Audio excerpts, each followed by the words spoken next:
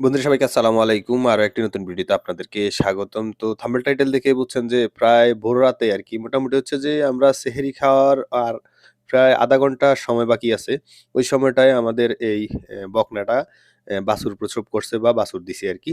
তো মোটামুটি আলহামদুলিল্লাহ ওর বকনা বাছুর হচ্ছে। এই বাছুরটা হচ্ছে যে ৩২৬ নাম্বার বুলের ব্রাকের বাচ্চা।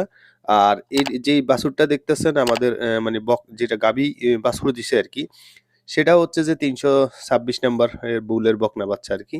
তো ওটা আলহামদুলিল্লাহ ১ম বারের মতো আমাদের খামারে বাছুর দিছে। তো মোটামুটি আমি হচ্ছে যে সকাল থেকেই মানে দেখতেছিলাম যে ওর মনমরা থাকে। মানে হচ্ছে যে বাছুর দেওয়ার আগে আপনার গাভী দেখবেন একেবারে মনমরা হয়ে থাকবে। মানে একটু জাবর কম কাটবে, হ্যাঁ? শুবে উঠবে।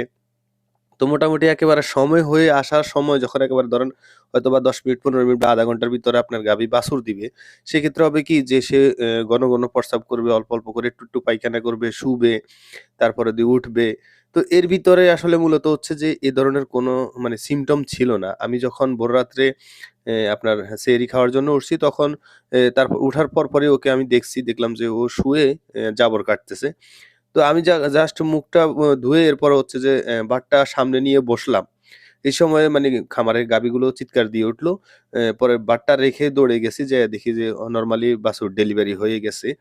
তো অনেক সময় হয় কি যে নতুন বকনা অনেক সময় এমনিতেই ডেলিভারি করতে কষ্ট হয়ে যায়। কিন্তু দেখেন মাশাআল্লাহ আমাদের এই বকনাটা অটোমেটিক্যালি মানে একেবারে কোনো কষ্ট ছাড়াই ডেলিভারি হয়ে গেছে আরকি। তো আপনি যদি সঠিকভাবে যত্ন নিতে পারেন আপনার বকনা বা গাভীর, সেক্ষেত্রে নরমালি ভাবে অনেক সময় ডেলিভারি হয়ে যায়। এটা একেবারে অস্বাভাবিক কিছু না। তবে কিছু, কিছু ক্ষেত্রে যদি অযত্ন অবহেলা থাকে সেক্ষেত্রে অনেক সময় অনেক ধরনের সমস্যা হইতে পারে। তো আমরা যখন গাভীটাকে মানে ডেলিভারি হওয়ার পরে আমাদের সাথে যে সেলিম ভাই ছিল, উনাকে আমি রেখে মানে ১ম এ আমি উনাকে ভাত খাইতে পাঠাই। যেহেতু আমরা রোজা রাখি বা পরের দিনও রোজা থাকতে হবে। তো সে কারণে হচ্ছে উনাকে আগে ভাত খাইতে পাঠাই। উনি খাবার পরে এরপর আইসা আমি খাই। ততক্ষণ পর্যন্ত উনি বসে থাকে। তো আমার সেহরি খাওয়া শেষ হওয়ার পরে দ্রুত এসে আমরা মানে আমি গাভীর দুধটা দহন করি। কারণ হচ্ছে যে আপনার বাছুর জন্মের মিনিমাম ০.৫ ঘন্টার ভিতরে যদি আপনি বাছুরকে দুধ খাওয়াতে পারেন, শাল দুধটা, সেক্ষেত্রে বাছুরের আপনার গ্রোথ ভালো আসে বা ও এনার্জি পেয়ে যায় নিশ্চেন আরকি। তো এই কারণে হচ্ছে যে খুব দ্রুত আগে বাছুরটাকে দুধ খাইয়ে এরপরে ওর মায়ের সামনে থেকে নিয়ে আসতেছিলাম। একটা কথা মনে রাখবেন, আপনি যখন গাভী বাচ্চা প্রসব করবে, ১ম দুধ দোয়ানো পর্যন্ত ওই বাছুরটাকে ওর মায়ের সামনে রাখা উচিত, নয়তোবা সে দুধ দোয়াতে দিবে না। তো যাই হোক, এখন যখন আমরা বাছুরটা নিয়ে আসছি এরপরে আমরা ওজন করার চেষ্টা করতেছি আরকি। যে আসলে বাছুরের ওজনটা কতটুকু হইছে। তো আমাদের এই বাছুরের ওজনটা হচ্ছে যে ৩১ কেজি ওজন হয়েছিল আরকি। তো আমরা ওকে ১ম অবস্থায় হচ্ছে যে একেবারে শাল দুধটা আমরা ১.৫ লিটার দুধ খাওয়াইছি। তো এখন বর্তমানে একটা কথা মনে রাখবেন যে আপনার বাছুর যদি ৩০ থেকে ৩৫ কেজি ওয়েটের হয়ে থাকে, সেক্ষেত্রে সারাদিনে একেবারে সর্বনিম্ন যেটা দুধ সে পাবে সেটা হচ্ছে যে আপনার ৩.৫ লিটার।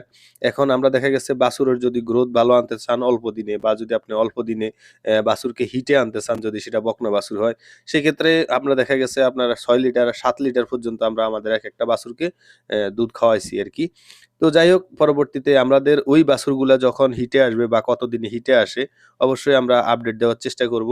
অবশ্যই সাথে থাকবেন, পেজটাকে ফলো করে দিবেন। আর যদি YouTube থেকে দেখে থাকেন অবশ্যই চ্যানেলটাকে সাবস্ক্রাইব করে পাশে থাকা বেল আইকনটি বাজিয়ে দিবেন।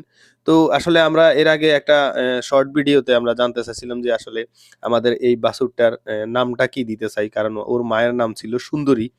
তো অনেকে অনেক নাম দিছেন। তো যেই নামটা আসলে আমাদের বেশি ভালো লাগবে সেটা আমরা রাখার চেষ্টা করব। আর অবশ্যই আপনাদেরকে জানাবো আরকি। তো যাই হোক, শীতের রাতে যদি এখনো যেহেতু শীতের রাতে যদি বাছুর প্রসব হয়, সেক্ষেত্রে চেষ্টা করবেন বাছুরকে খুব ভালোভাবে পরিষ্কার করে এরপরে অন্তত একটা লাইটের নিচে দিয়ে ২০০ ওয়াটের একটা লাইট দিয়ে আমরা ওকে রাখছিলাম আরকি। তো এভাবে রাখার চেষ্টা করবেন নিচে অবশ্যই, অবশ্যই খড় বা একেবারে মানে উষ্ণ কোনো কিছু দিয়ে ওকে করবেন আরকি। তো যেহেতু সেহরি খাওয়া শেষ, আমরা এরপরে আর ঘুমাতে যাইনি। নামাজটা শেষ করে এসেই আবার খামারের কাজ শুরু করে দিছি। তো যেহেতু এখনো মানে সূর্য ওঠে নাই, অন্ধকার, সেক্ষেত্রে বাছুরটি ডেলিভারি হওয়ার পরে অনেকক্ষণ দেখা গেছে ওর ফ্লোরে ছিল। এ কারণে ওর একটু ঠান্ডা অনুভব হচ্ছে আরকি, কাঁপতেছিল। তো আমরা একটা কম্বল পেঁচিয়ে ওকে রেখে দেই। এরপরে হচ্ছে যে আমরা আমাদের কাজ শুরু করে দেই। তো যাই হোক, এই পর্যন্ত দেখে থাকলে আশা করি এই ভিডিওটি ভালো লাগছে। যদি ভালো লেগে থাকে তাহলে অবশ্যই একটা লাইক দিয়ে দিবেন। আর অবশ্যই, অবশ্যই ভিডিওটা শেয়ার করে দিবেন যাতে আরেকজন খামারি ভাই বিষয়গুলা জানতে পারে বা দেখতে পারে। আসসালামু আলাইকুম ওয়া রাহমাতুল্লাহি ওয়া বারাকাতুহু।